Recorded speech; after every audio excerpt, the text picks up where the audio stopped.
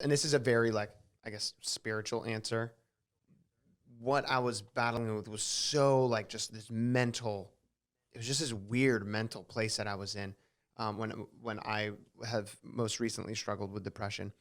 And that was coupled with struggling with just my relationship with God. And I was like, God, I don't feel like you're around.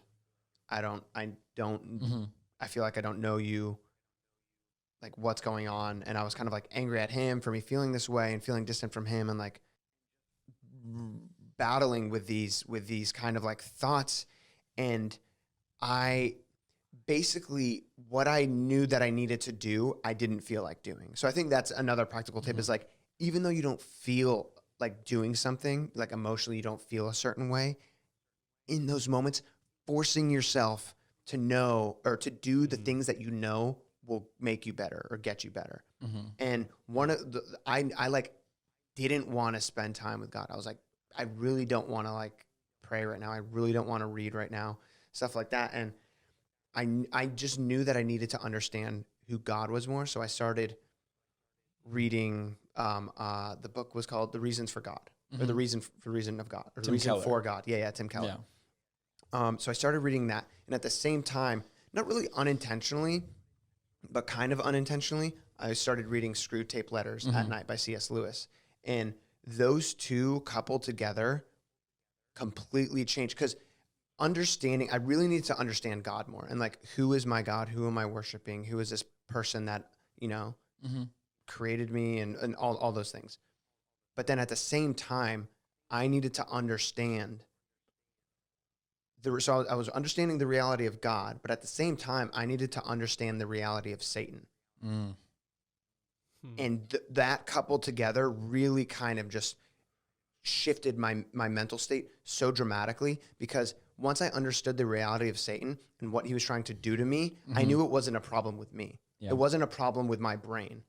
It was a problem, or it was the enemy's attacks on me and putting these thoughts in my head that weren't true, and I was believing these lies and stuff like that. So that's definitely a more spiritual answer to it, but that really, really helped me through that season, because I just had this kind of like foggy view of the whole thing, and I really needed to understand, like, this is who I'm worshiping, and then this is the enemy, and this is what the enemy is trying to do. If you like understand what the attacks are going to look like, you can better defend yourself. Yeah, absolutely. And if you don't mind, I might break that down from more of a practical perspective too. Yeah, because I totally agree. I think that's like, for me, that's like the number one tip for me is that there's, so my favorite band is 21 Pilots. If you know anything about me, I'm a stan. I didn't even know what a stan was till someone called me one, and I had to look it up on Urban Dictionary,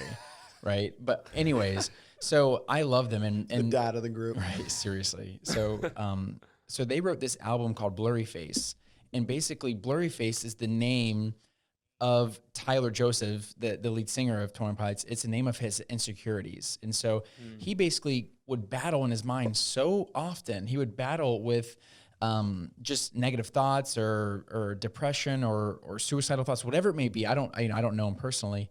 And so he was like, okay, well, if my mind is going to be throwing around these types of feelings that often, I'm going to give these insecurities a name and a seat at the table. That way I know who's talking. For example, if I were to close my eyes and Gabe were to say something or Zach were to say something, I would know who it is by your voice. I know your voice. And that was a good way for me to sit down and think, okay, I'm saying this to myself, but who is saying that to me, right? And so basically what Tyler Joseph would do is like, okay, Blurry Face is responsible for speaking insecurities into my life. And now I know what he sounds like, and I know how to battle him. I know how to respond to him. And so that was something I personally did. And I'm with you on all this, on the spiritual side of it too, but just the way it breaks down practically for me for sure. was I have to learn the voice. Because if you don't know the voice, you don't know where the attacks are coming from, then you can't stop them. It's like being blindfolded and being told to block a hit. You can't do it. You can't do it at all. And so for me, I had to really focus in on who my enemy is. And it was the thoughts that were coming into my head and forcing me to go down a path I didn't want to go down. And so that's like a practical thing for me that really helped, was to give it a name and give it a face, sit at the table and talk to it. Like, who are you working for, right? Why are you here? Because it says in scripture, for God does not work in the spirit of fear, but in the spirit of power and of love and of sound mind. Okay. And so anytime you're feeling fearful about something, that's not the spirit of God working. Yeah. That's the enemy working. Yeah, I love that. Thank you guys so much for watching this clip. We appreciate it so much. And if you could leave a like and subscribe to the channel, that would help out so much. And if you want to listen to the full podcasts, just head over to the iHeartRadio app, Apple Podcasts, or wherever you get your podcasts.